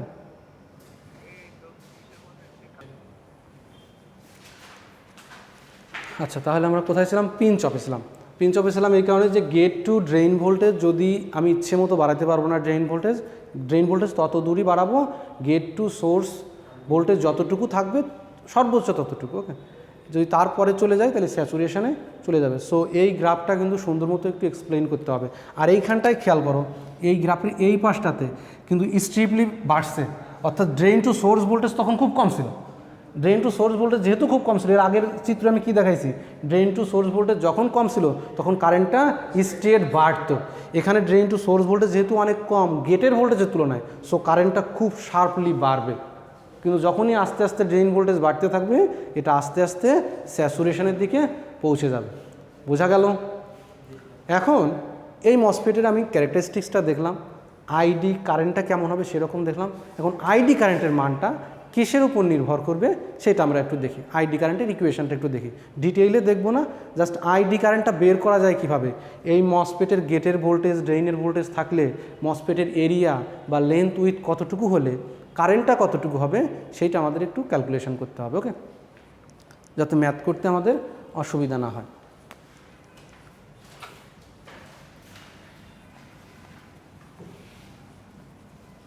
আচ্ছা, ওইখানে একটা চিত্র দেয়া আছে, চিত্রটা একটু আঁকি। হ্যাঁ, যখন এইখানে আমি কন্ডিশন দিচ্ছি, যখন চ্যানেল এই পর্যন্ত হাইয়েস্ট চ্যানেল, তখন হচ্ছে ড্রেইনের ভোল্টেজ, গেটের ড্রেইনের ভোল্টেজ 0। আমি ড্রেইনের ভোল্টেজ যে একটু বাড়াবো চ্যানেলটা একটু বাঁকা হয়ে যাবে, ড্রেইনের ভোল্টেজ আবার একটু বাড়ালে চ্যানেলটা আবার একটু বাঁকা হয়ে যাবে, কারণ ড্রেইনের ভোল্টেজ গেটের ভোল্টেজের সমান হয়ে যাচ্ছে। এদিকে হচ্ছে ড্রেইন ভোল্টেজ VDS বাড়াচ্ছি, যেহেতু VDS বাড়িয়ে আমি গেটের ভোল্টেজের সমান কাছাকাছি নিয়ে যাচ্ছি, সো চ্যানেলটাও আমার আস্তে আস্তে ড্রেনের দিকে কমে যাচ্ছে, অর্থাৎ চ্যানেলের রেজিস্ট্যান্স বেড়ে যাচ্ছে। যখন এটা সম্পূর্ণরূপে গেট ভোল্টেজের সমান হয়ে যাবে VGS মাইনাস VTH, তখন পিঞ্চ অফ হয়ে যাবে, কারেন্টটা আর বাড়বে না, স্যাচুরেট হয়ে যাবে। ওকে, বোঝা গেল? আর একটা চিত্র বই আঁকা আছে, সেটা দেখালাম আর কি, যে জিনিসটা কীভাবে করতে। এটা হচ্ছে একদম যখন VDS 0, স্যাচুরেট থ্রেশহোল্ড ভোল্টেজ বলতে কি, VGS মাইনাস VTH। VGS যদি তুমি 5 ভোল্ট দাও আর গেট ভোল্ট VTH যদি 0.5 হয়, তাহলে 4.5 ভোল্ট VDS দিলে পরে স্যাচুরেশন হয়ে যাবে। বুঝতে পারছো? মানে 4.5 ভোল্টের উপরে যেতেই পারবে না, কারণ VGS আমি দিয়েছি 5 ভোল্ট, কিন্তু 5 ভোল্ট দিলেই তো গেটে আর 5 ভোল্ট পরে নাই, কারণ থ্রেশহোল্ড ভোল্টেজ আছে না। থ্রেশহোল্ড ভোল্টেজ তো কিন্তু বাদ দিতে হবে, কারণ থ্রেশহোল্ড ভোল্টেজ তো আমার কাজে লাগতেছে না, থ্রেশহোল্ড ভোল্টেজ তো আর কারেন্ট দিচ্ছে না, থ্রেশহোল্ড ভোল্টেজ জাস্ট অন করার জন্য। ওইটাই হচ্ছে আমার VDS স্যাচুরেশন। মানে স্যাচুরেশন হতে গেলে, মানে স্যাচুরেট করতে গেলে যতটুকু ভোল্টেজ দেওয়া যায় সর্বোচ্চ, মানে ড্রেন টু সোর্সে সর্বোচ্চ যতটুকু ভোল্টেজ দেওয়া সম্ভব হয়। ওকে, এখন আসি কারেন্টের ইকুয়েশন। কারেন্টের ইকুয়েশন আসার জন্য কয়েকটা জিনিস আগে বলে রাখি। আমার যেহেতু এটা এখানে গেটে আমি একটা ভোল্টেজ অ্যাপ্লাই করছি, সো এখানে পজিটিভ চার্জ আসছে, এখানে নেগেটিভ চার্জ আসছে। সো এটা একটা ক্যাপাসিটারের মতো কাজ করছে। ক্যাপাসিটারে কি হয়, ক্যাপাসিটারে প্যারালাল প্লেট থাকে, এখানে পজিটিভ, এখানে পজিটিভ, এখানে নেগেটিভ চার্জ, আর এখানে হচ্ছে ডাই ইলেকট্রিক ম্যাটেরিয়াল থাকে। সো এখানে অক্সাইড হচ্ছে ডাই ইলেকট্রিক ম্যাটেরিয়াল, আর দুই পাশে চার্জ জমা হয়েছে। সো গেটে একটা ক্যাপাসিট্যান্স তৈরি হয়েছে। সো ওই ক্যাপাসিট্যান্সের নাম হচ্ছে COX। বললাম এই ক্যাপাসিট্যান্সের একটা ভূমিকা আছে। হ্যাঁ, ক্যাপাসিট্যান্স অক্সাইডের ভিতরে যে ক্যাপাসিট্যান্সটা তৈরি হচ্ছে, মানে গেটে COX হচ্ছে গেট ক্যাপাসিট্যান্স। COX হচ্ছে, আমি ডিটেল এটা লিখবো, সমস্যা নেই। বোঝা যাচ্ছে তো কিভাবে এটা কাজ করতেছে? ওকে। সো এই গেট টু চ্যানেলের একটা ক্যাপাসিটেন্স আছে। কারণ হচ্ছে গেটে একটা যখন ভোল্টেজ অ্যাপ্লাই করেছি, পজিটিভ এবং নেগেটিভ চার্জ দুইটা প্লেটে সেপারেট হয়ে গেছে। সো অবশ্যই সেখানে একটা ক্যাপাসিটেন্স আছে। সেই ক্যাপাসিটেন্সের নাম হচ্ছে COX, গেট ক্যাপাসিটেন্স। ওকে, COX হচ্ছে গেট ক্যাপাসিটেন্স। এখানে আছে গেট ক্যাপাসিটেন্স। আর একটা জিনিস আছে, এই যে চ্যানেলের ভিতর দিয়ে ইলেকট্রনটা দৌড়াচ্ছে, চ্যানেলের ভিতর দিয়ে যে ইলেকট্রনটা দৌড়াবে, এই ইলেকট্রনের একটা ফিক্সড স্পিড আছে। এটাকে বলা হয় ইলেকট্রন মোবিলিটি ইনসাইড চ্যানেল।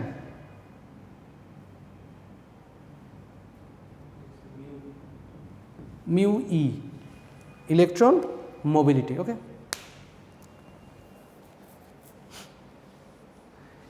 এই COX ইন্টু μe একে একটা কনস্ট্যান্ট হিসেবে দেখানো যায়। কারণ এই দুইটা জিনিস হচ্ছে, আমি যখন একটা মসফেট বানাবো তা নির্দিষ্ট হয়ে যাবে, এটা কনস্ট্যান্ট। আমি মসফেট যখন বানাবো তখন μe কত হবে এবং COX কত হবে তা ডিফাইন হয়ে যাবে। এই COX বের করার জন্য আরেকটা সূত্র আছে। COX হবে EOX divided by TOX। TOX হচ্ছে এই যে অক্সাইডের থিকনেস, অক্সাইডের এইখানে গেটের ক্যাপাসিটেন্সটা কত হবে তা নির্ভর করবে ওই ডাই ইলেকট্রিক ম্যাটেরিয়ালের এই যে EOX permeability, die electric ম্যাটেরিয়ালের permeability এবং ওই ডাই ইলেকট্রিক ম্যাটেরিয়ালের থিকনেস। সো আমার এত কিছু জানার দরকার নেই, মোটামুটি এটা দেয়াই থাকে, সবসময় মোটামুটি দেয়াই থাকবে, কিন্তু এটা এইভাবে আসে। COX আসবে EOX minus divided by TOX থেকে। ওকে, সো এই COX এবং μe এটা নর্মালি দেয়া থাকবে। এটা নর্মালি একটা ট্রানজিস্টর যখন বানাবো এটা ফিক্সড হয়ে যাবে, এটা চেঞ্জ করার কোনো সুযোগ নেই। ডিভাইসটা তৈরি হয়ে গেছে, ওটার জন্য ফিক্সড ওটা। ওকে, আরও কয়েকটা জিনিস আছে। ডাব্লু কি? Channel with. আমি দেখিয়েছিলাম কি, এখানে 3D টার্মিনাল 3D ইমেজ আকারে দেখানোর চেষ্টা করছিলাম যে এই চ্যানেলটা কত বড় চওড়া, কারণ এখানে তো দেখাচ্ছি চ্যানেলটার এতটুকু, এর পিছনের টুকু তো দেখা যাচ্ছে না, এখানে যে ইমেজটা দেখিয়েছি সামনের টুকু। সো গেটটা আছে এই বরাবর একদম পুরাপুরি জুড়ে গেটটা আছে। সো এইটাকে বলতেছি, এইটা হচ্ছে চ্যানেল উইথ। আর এইখানে যে লেন্থটা এল হচ্ছে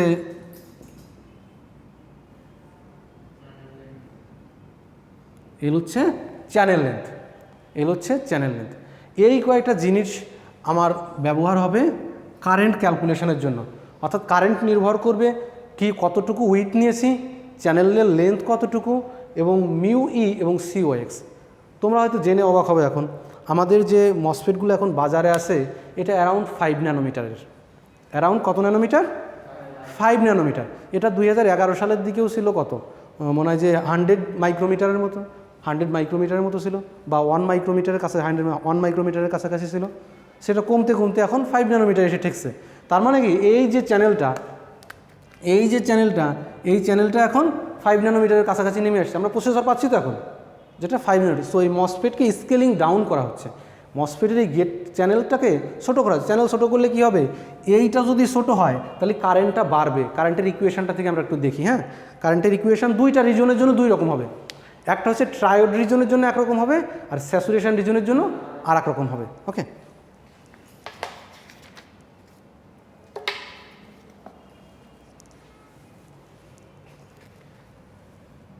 সো আইডি হবে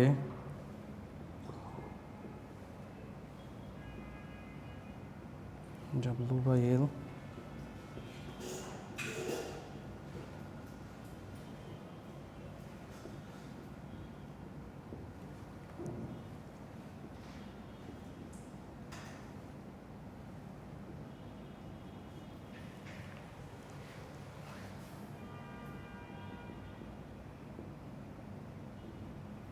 এটা হচ্ছে ট্রায়োড রিজনের জন্য। ওকে, যদি ট্রায়োড রিজনে থাকে এটা কিভাবে আসলো তার একটা ডিটেইল ক্যালকুলেশন আছে, ওই ক্যালকুলেশনে আমরা যাচ্ছি না, অত জটিলতার ভিতরে আমরা যাব না, কিন্তু কারেন্টটা ডিরেক্টলি এরকম মুখস্থ রাখবা যে যদি ট্রায়োড রিজন হয় আমার ইকুয়েশনটা হবে এরকম, আর যদি স্যাচুরেশন রিজন হয় তাহলে আইডির ইকুয়েশনটা একটু চেঞ্জ হয়ে যাবে।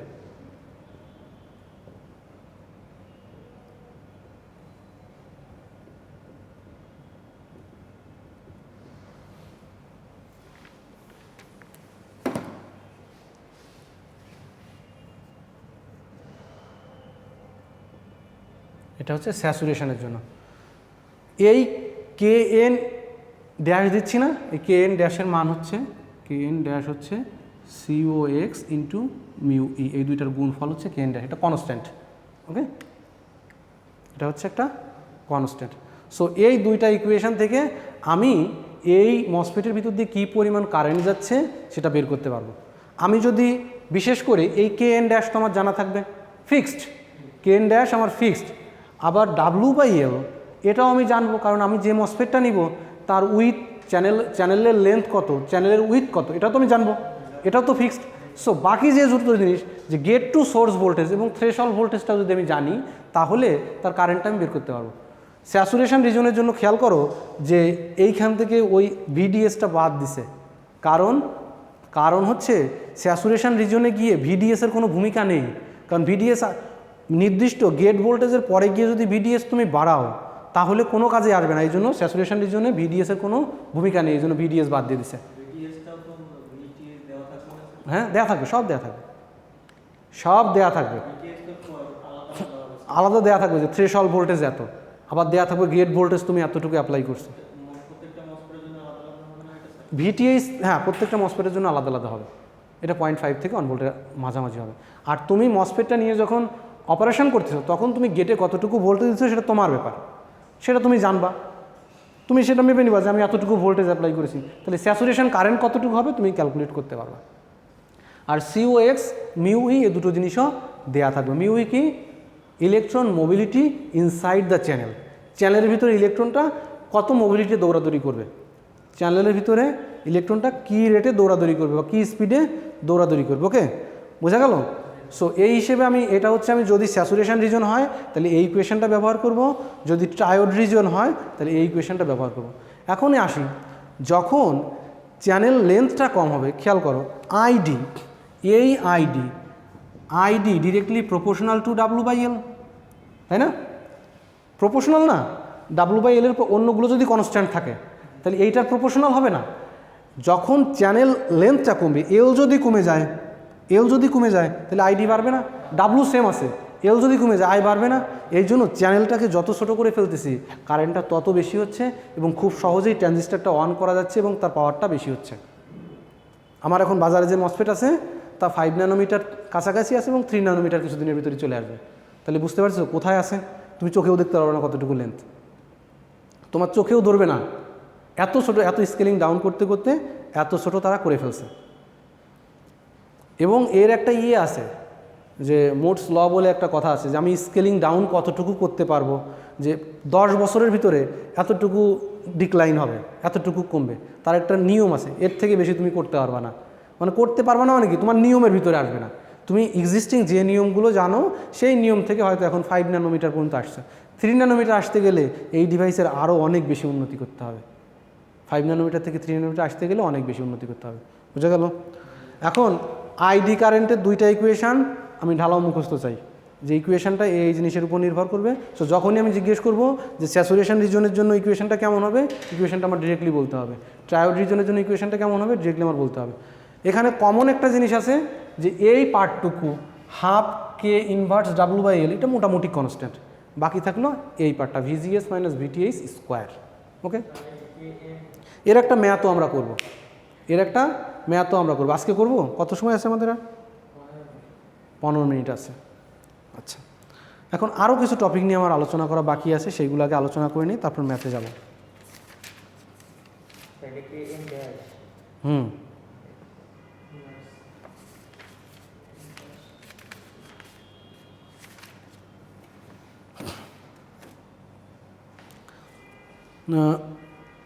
Gate drain to source voltage যদি আমি থ্রেশহোল্ড ভোল্টেজ থেকে মানে গেট ভোল্টেজ থেকেও বেশি দেই, তাহলে চ্যানেল লেন্থ মডুলেশন বলে একটা কথা আছে। চ্যানেল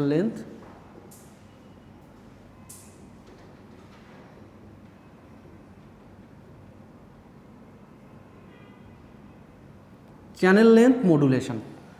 আমি যদি drain to source voltage gate voltage থেকেও বেশি দেই, তাহলে কি হবে,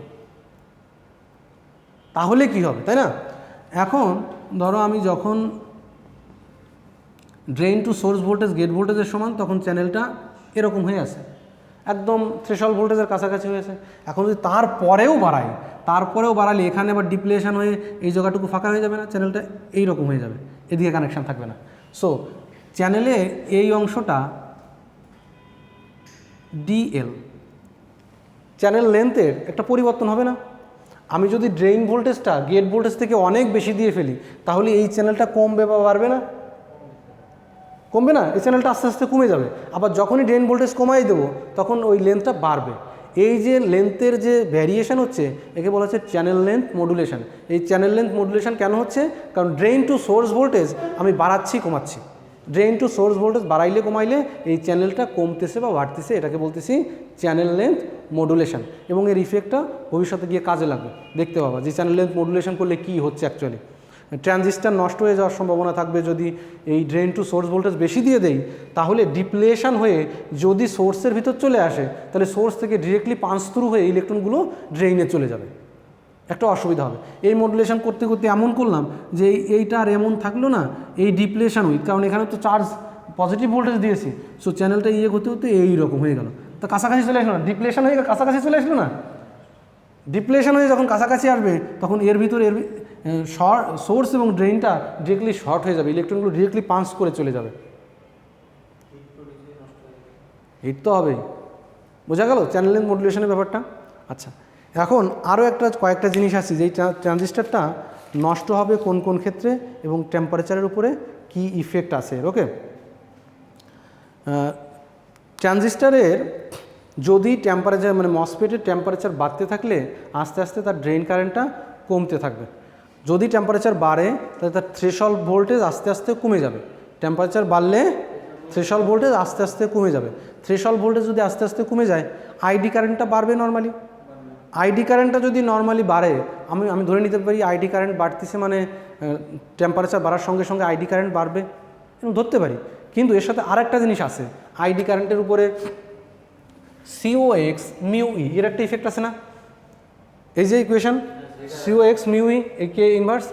সো যদিও মনে হচ্ছে যে থ্রেশহোল্ড ভোল্টেজ বাড়লে আইডি কারেন্ট বাড়বে, VTH কমবে, VTH যতটুকু কমবে তার থেকে এই ইফেক্টটা বেশি দেখা দিবে। সো থ্রেশহোল্ড ভোল্টেজের জন্য মনে হচ্ছে আইডি কারেন্ট বাড়তে পারে, কিন্তু এইটার ইফেক্টটা বড় হওয়ার জন্য সেই আইডি কারেন্টটার বেশি মনে হবে না, তখন আইডি কারেন্টটা কম মনে হবে।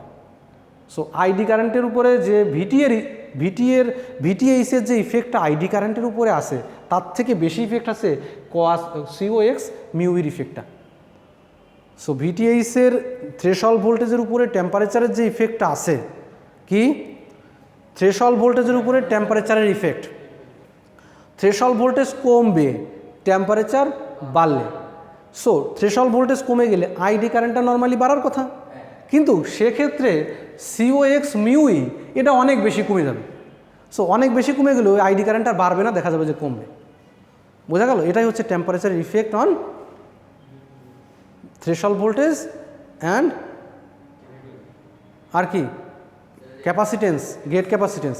সো টেম্পারেচারের সঙ্গে সঙ্গে গেট ক্যাপাসিটেন্স কমে যাবে, টেম্পারেচারের সঙ্গে সঙ্গে গেট ক্যাপাসিটেন্স কমে যাবে, এই জন্য হচ্ছে আইডি কারেন্টের উপর ওর বেশি ইফেক্ট থাকবে থ্রেশহোল্ড ভোল্টেজের তুলনায়। এখন আসি এই মসফেটের একটু নষ্ট হওয়ার গল্প নিয়ে, যে কারেন্টটা কখন কম বা কখন বেশি বা কখন ব্রেকডাউন হবে। ওকে, আমরা ট্রানজিস্টার বিজেটি পড়ানোর সময় একটা নাম দেখেছিলাম এভ্যালেন্স ব্রেকডাউন। এভ্যালেন্স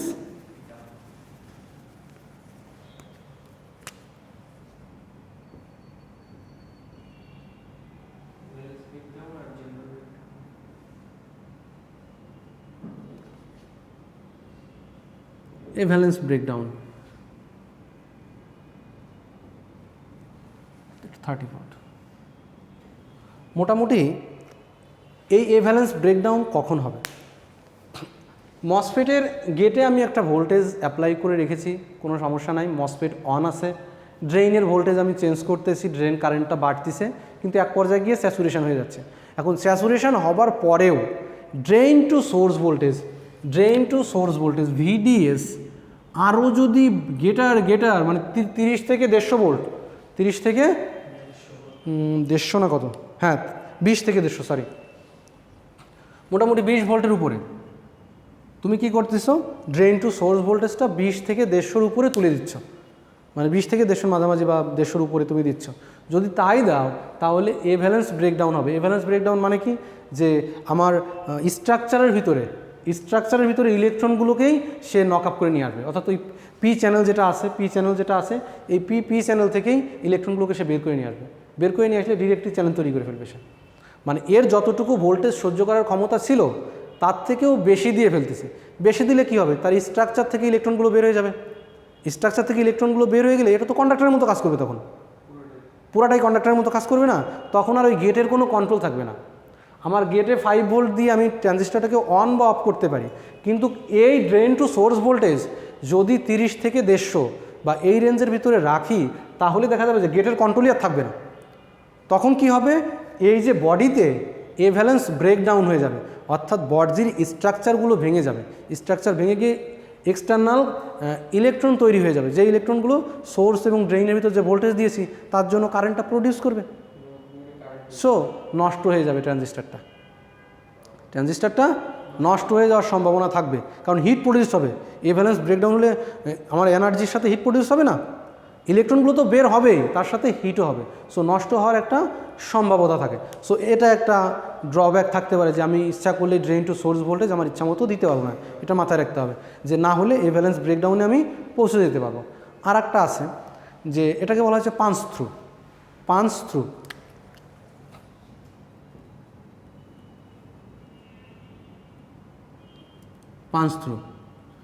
থ্রু কোন ক্ষেত্রে হবে? প্রতি ক্ষেত্রেই কিন্তু আমি বোঝানোর চেষ্টা করতেছি যে ড্রেইন এবং সোর্সের ভিতর শর্ট হয়ে যাবে। যখন এভ্যালেন্স ব্রেকডাউন হচ্ছে তখন গেটের কোনো কন্ট্রোল থাকতেছে না, ডিরেক্টলি ইলেকট্রনগুলো সোর্স থেকে ড্রেইনে পাস হয়ে যাচ্ছে, সো এটা শর্ট সার্কিটের মতো হয়ে যাবে। সো এভ্যালেন্স ব্রেকডাউনে এই ঘটনা ঘটবে। পাঞ্চ থ্রুতে কী হবে? পাঞ্চ থ্রুতে দেখা যাচ্ছে যে আমি ড্রেইনের ভোল্টেজ আস্তে আস্তে বাড়াচ্ছি এই গেটের ভোল্টেজের তুলনায়, তখন ডিপ্লেশন রিজন তৈরি হবে না। এখানে যদি পজিটিভ থাকে, এখানে যদি পজিটিভ বেশি করে দেই তাহলে এখানে একটা ডিপ্লেশন রিজন তৈরি হবে না, এই ডিপ্লেশন রিজন যত ভোল্টেজ বাড়বে এই ডিপ্লেশন রিজন আরও বাড়বে, যত ভোল্টেজ বাড়বে এই ডিপ্লেশন রিজন আরও বাড়বে। সো এই ড্রেইনের ডিপ্লেশন রিজন যদি সোর্সের ভিতরের কাছাকাছি চলে আসে তখন কি হবে, এই সোর্সের ইলেকট্রনগুলো ডিরেক্টলি পাঞ্চ করে ড্রেইনে চলে যাবে, এটাকে বলা হচ্ছে পাঞ্চ থ্রু। সো এই পাঞ্চ থ্রু হলে পরেও ইলেকট্রন শর্ট হয়ে যাবে। আরেকটা জিনিস হতে পারে যে গেটের ভোল্টেজ, এটা তো ড্রেইনের ভোল্টেজের কথা বললাম, ড্রেইনের ভোল্টেজ বাড়ালে এই ভ্যালেন্স ব্রেকডাউন আর পাঞ্চ থ্রু এই দুইটা ঘটনা ঘটবে। ড্রেইনের ভোল্টেজ বাড়ালে এই ভ্যালেন্স ব্রেকডাউন আর পাঞ্চ থ্রু এই দুইটা ঘটনা ঘটতে পারে। আরেকটা যদি হয় গেটের ভোল্টেজ বাড়াই আমি, গেটের ভোল্টেজ বাড়াইতে যদি অনেক বেশি বাড়াই ফেলি, যে এই ডাইইলেকট্রিক ম্যাটেরিয়াল সিলিকন ডাইঅক্সাইড অক্সাইডের যে পরিমাণ সহ্য ক্ষমতা ছিল, যে এই পরিমাণ ভোল্টেজ সে নিতে পারে, তার থেকে বেশি ভোল্টেজ গেলে পারেই এইটা ব্রেকডাউন হয়ে যাবে, এই অক্সাইডটা ব্রেকডাউন হয়ে যাবে। অক্সাইড ব্রেকডাউন হয়ে গেলে কী হবে, তখন এখান থেকে একটা কারেন্টের দিকে ফ্লো করার চেষ্টা করবে, সো গেট টু সোর্সের কারেন্ট চলে আসবে, সো গেট টু ড্রেইনের কারেন্ট চলে আসবে, তখন বোঝা গেল? সো এই 3টা ব্রেকডাউনের হিসাব নিকাশ মসফেটে আসতে পারে। সো এ ভ্যালেন্স ব্রেকডাউন, পাঞ্চ থ্রু এবং গেটের জন্য যে ব্রেকডাউন, এটার নাম কি?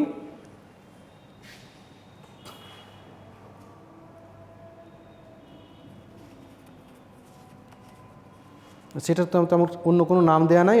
এটা হলে পরে পার্মানেন্টলি ড্যামেজড হয়ে যাবে। হ্যাঁ, যদি এরকম ঘটনা ঘটে থাকে তাহলে পার্মানেন্টলি ড্যামেজ হবে। কারণ অক্সাইড যদি নষ্ট হয়ে যায়, অক্সাইড পুড়ে নষ্ট হয়ে যাবে। অক্সাইড পুড়ে নষ্ট হয়ে গেলে এই গেটটা তখন আর ঠিকঠাক কাজ করবে না। যদি গেট কাজ না করে তাহলে এটা নষ্টই হয়ে যাবে। সো এই 3 ধরনের ব্যাপার স্যাপার আছে। ওকে, সো মোটামুটি মসফেট সম্পর্কে বেসিক যে ধারণাটুকু তোমাদের দেয়া দরকার আমি সেটা দিয়ে ফেলেছি। ও আচ্ছা, আরেকটা জিনিস, এই মসফেট কীভাবে আমি অ্যাম্প্লিফায়ার হিসেবে ইউজ করবো, তাই তো? আমি যেমন ট্রানজিস্টরকে দেখিয়েছি অ্যাম্প্লিফায়ার হিসেবে ইউজ করব। ট্রানজিস্টারের বিজেটির যে ছিল 3টা রিজিয়ন ছিল, saturation region, cut off region and active region. আমরা অ্যাক্টিভ রিজিয়নে হচ্ছে তাকে অ্যাম্প্লিফায়ার হিসেবে ইউজ করতাম, তাই না? স্যাচুরেশন রিজিয়নে ইউজ করতাম না। তেমনি মসফেটকেও আমরা অ্যাম্প্লিফায়ার হিসেবে ইউজ করতে পারি যদি স্যাচুরেশন রিজিয়নে অপারেট করতে পারি। কারণ স্যাচুরেশন রিজিয়নে কি আছে? ফিক্সড কারেন্টটা হচ্ছে স্যাচুরেট হয়ে গেছে। আবার ওখানে অ্যাক্টিভ রিজিয়নে কারেন্টটা স্যাচুরেট ছিল। ওখানে স্যাচুরেশন রিজিয়ন কারেন্টটা বাড়তো, আর এখানে হচ্ছে স্যাচুরেশন রিজিয়নে কারেন্টটা ফিক্সড। এই জন্য একটু নামটা একটু পার্থক্য। এখানে হচ্ছে স্যাচুরেশন রিজিয়নে এই মসফেটটা অ্যাম্প্লিফায়ার হিসেবে কাজ করবে। এখানে ওই বাইসিং পয়েন্ট আছে, একই রকমভাবে এখানেও বাইসিং পয়েন্ট আছে। আমি কোন জায়গায় অপারেট করব, কোন জায়গায় অপারেট করে সিগন্যালটাকে সেট করব। ওকে, সো এটাকেও ঠিক একইভাবে অ্যাম্প্লিফায়ার হিসেবে ইউজ করা যাবে এর ক্যারেক্টারিস্টিক্স দিয়ে।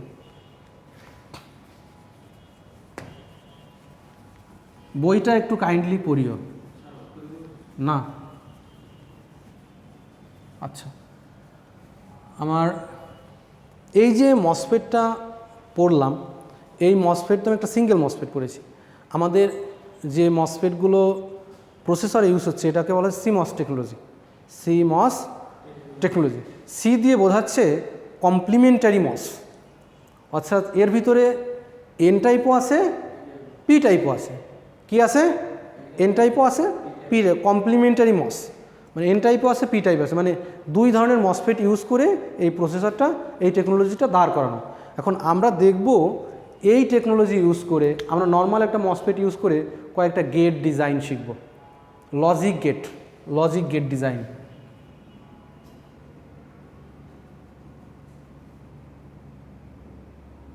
Logic gate design. তোমরা কি মানে এক্সস্টেড হয়ে গেছো?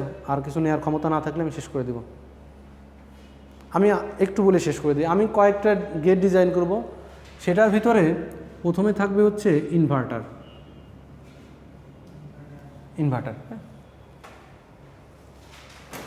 মানে যা দিব আউটপুটে তার উল্টাই দিব। আরেকটা দিব হচ্ছে অ্যান্ড গেট। 3 হচ্ছে ন্যান্ড গেট। যদি আমি ন্যান্ড গেট বানাই, অ্যান্ড গেট বানাবো। ওকে, আগে হচ্ছে ন্যান্ড বানাবো, তারপরে অ্যান্ড বানাবো। তারপর হচ্ছে or gate, XOR gate. So আগামী ক্লাসে এই গেটগুলো কিভাবে লজিক্যালি ডেভেলপ করা যায়, এই মসফেট দিয়ে কি আমি কিন্তু যখন ডায়োড পড়িয়েছিলাম, ডায়োডের ভিতরে কিন্তু আমি দেখিয়েছিলাম যে ডায়োড দিয়ে কীভাবে অ্যান্ড গেট বানানো যায়, ওয়ার গেট বানানো যায়। সো ওর থেকেও ভালোভাবে এই মসফেট দিয়ে এই লজিকগুলো ডিজাইন করা সম্ভব হবে। সো যেহেতু আজকে অনেক কথা বলে ফেলেছি, আমরা আজকে আর এটা নিয়ে কথা না বলি। আগামী ক্লাসে আমরা লজিক কীভাবে ডিজাইন করা যায় সেটা দেখব। হ্যাঁ, আইসিটির ভিতরে ছিল যে যদি তুমি ইনভার্টার হয়, হ্যাঁ, তাহলে সেক্ষেত্রে কী হবে? যা দিব তা ইনভার্ট হয়ে যাবে। আর অ্যান্ড গেট যদি হয়, অ্যান্ড গেটের একটা লজিক আছে। আগামী ক্লাসে আসার আগে এই লজিকগুলো মুখস্থ করে আসবা। ওকে, যে আমি যদি অ্যান্ড গেটে 2টা ইনপুট দিই, অ্যান্ড গেটের ইনপুট ক্যারেক্টারিস্টিক্স কেমন হবে? যদি অন ইনপুট দিই, অন মানে লজিকের কথা বলি, এটা হচ্ছে 0 and 5 নিয়ে কাজ করে। 5 মানে অন, 0 মানে 0, 5, এটা হচ্ছে 0 ভোল্ট, আর এটা হচ্ছে 5 ভোল্ট। সো 0 ভোল্ট কখন? যখন 0 থেকে 1.5 ভোল্ট যদি থাকে, এই রেঞ্জটাকে সাধারণত 0 ভোল্ট ধরে, আর এখানে 3.5 থেকে 5 ভোল্ট পর্যন্ত হচ্ছে 1 ভোল্ট ধরে।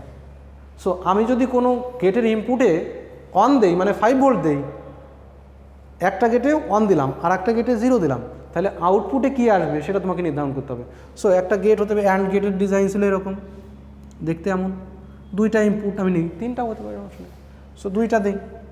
সো এই 1 number pin 2 number pin, so 1 number পিনে যদি 1 দেই, 2 নাম্বার পিনে যদি 2 দেই, আউটপুটে কত যাবে? আউটপুটে 0 যাবে। এই লজিকগুলো আছে ওখানে।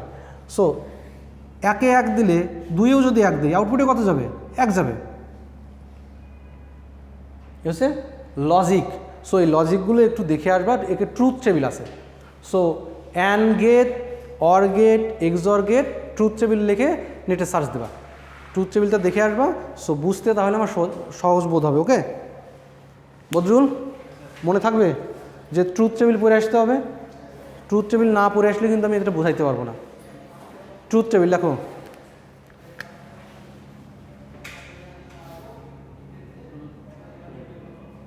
ট্রুথ টেবিল অফ এই গেটগুলা,